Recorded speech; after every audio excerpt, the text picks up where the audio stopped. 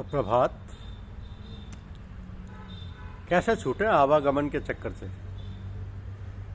यह हमारी आज की आध्यात्मिक चर्चा का विषय। कैसे छूटे आवागमन के चक्कर से। मनुष्य तब तक आवागमन के चक्कर से नहीं छूटता जब तक उसके मन में इच्छाएं रहेंगी, सदा उसकी मर्जी बनी रहे, हमारे मन में अपना कुछ भी ख्याल ना रहे, सब कुछ स्वाभाविक रहे। जब काम उसी की इच्छा से होता तो अपनी इच्छा से, उसकी कामना करने से कुछ भी नहीं हो सकता। फिर क्यों नाहक अपनी इच्छा रखकर खुद को आवागमन के चक्र में डालते हो। सच्चे रूप से जब अंदर हर प्रकार से उसकी इच्छा पर चलने लगोगे, अच्छे बुरे को सुख दुख नहीं मानोगे, तभी सच्चे मन की या सच्चे रूप की पूजा होगी। तो ईश्वर अच्छाई व बुराई को समान देखता है। वो अच्छे मनुष्य को भी प्रेम करता है और बुरे को, दोनों को खाना कपड़ा देता। तब हम बुरे से घृणा या क्रोध क्यों करें। दिखावे में भले ही कुछ करो, परंतु अंदर जरा भी मैल ना आए। यदि हमारे मन में घृणा या नाराजगी पैदा हो गई तो हमने स्वयं भी उस बुराई को ग्रहण कर लिया। हमें तो अपने को धार्मिक बनाना है, तो फिर हमें ईश्वरीय गुण होने चाहिए। किसी के दोष अथवा बुराइयों को अगर तुम जानते हो तो उसको दूसरों पर प्रकट ना करो। उसके गुणों को दूसरों से कह सकते हो। यदि तुम्हारा जीवन पवित्र सात्विक है तो संसार की कोई शक्ति तुम्हारा हित नहीं कर सकती। हृदय के पर्दे को हटा दो, सबको जो भी अंदर है उसे प्रभु को दे दो। यदि कोई पाप या गलती हो जाए तो उसे मन द्वारा सच्चे भाव से प्रार्थना के साथ उसको अर्पण कर दो। पर्दा हटने पर ज्योति प्रकट होगी। प्रातः ब्रह्म मुहूर्त में उठकर साधना कर लेना चाहिए। पूजा में नियमित बनो, अपने आदर्श को अपने सामने रखो, उसमें व्यवधान ना हो, वह पार लगा देगा। पूजा का नियम ही शीघ्र आदर्श तक पहुंचा देगा। एक दिन में उसमें अनियमितता ना हो, शुद्ध होकर बैठो। देवता और महापुरुषों की मुक्त आत्माएं आती हैं, अनियमित होंगे तो वह दुखी होकर लौट जाएंगे। महापुरुषों के वास्ते शांति की प्रार्थना करने से ईश्वर तुमसे प्रसन्न होगा, क्योंकि तुम उसके भक्तों के वास्ते कर रहे हो। शांति पाठ को रस्म नहीं बनाना चाहिए। सोने से पूर्व सब कुछ पाप करने जो कुछ जिनमें सोचा या किया है उसको भगवत अर्पण कर दो। आँख खुलते ही प्रातः प्रार्थना व ध्यान में जागो, ताकि पूजा का तार ना टूटे। जब कभी गंदे अपवित्र और अशुभ भाव मन में उठे तो फौरन याद में रख जाना चाहिए। धन्यवाद देते हुए सब कुछ उसको अर्पण कर दो, तो मन में दुख और बेचैनी नहीं होगी। काम, क्रोध, मद, लोभ ईश्वर के प्रदत्त गुण हैं। इनका समुचित प्रयोग मनुष्य को आदर्श बना देता है, अन्यथा पतन संभव है। अपने बारे में लोगों को शक बना रहे कि मैं भक्त हूँ या ईश्वर का प्यारा, तो कभी भी यह आशा ना करें कि मेरे पास कोई पूजा सीखने आए, और यदि आ जाए तो अपने को भंगी से तुच्छ समझकर उसकी सेवा कर दें।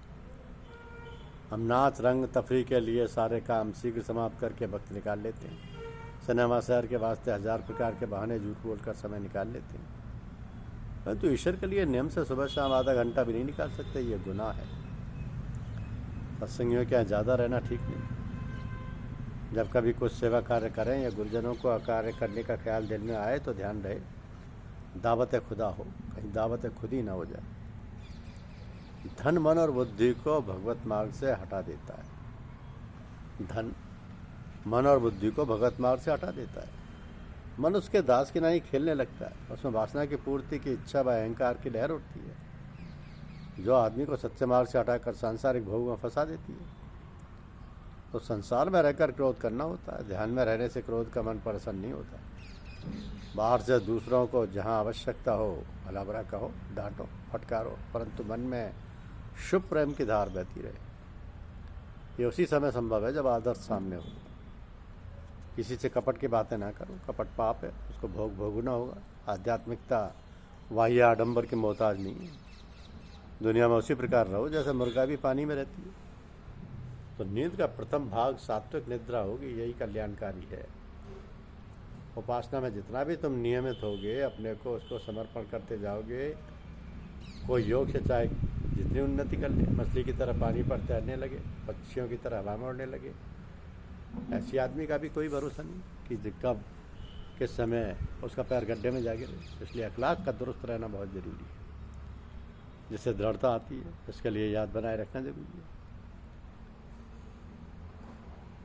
उसे भी एक तरह से लोगों के पूछने पर जब लोग ये बताते हैं कि 5 तत्वों का शरीर है, कितना ही ऊंचा संत महात्मा क्यों ना हो, क्या पता कब पतित हो जाए। इसलिए अपने गुरुदेव की याद बनाए रखने से गिरने का डर नहीं रहता।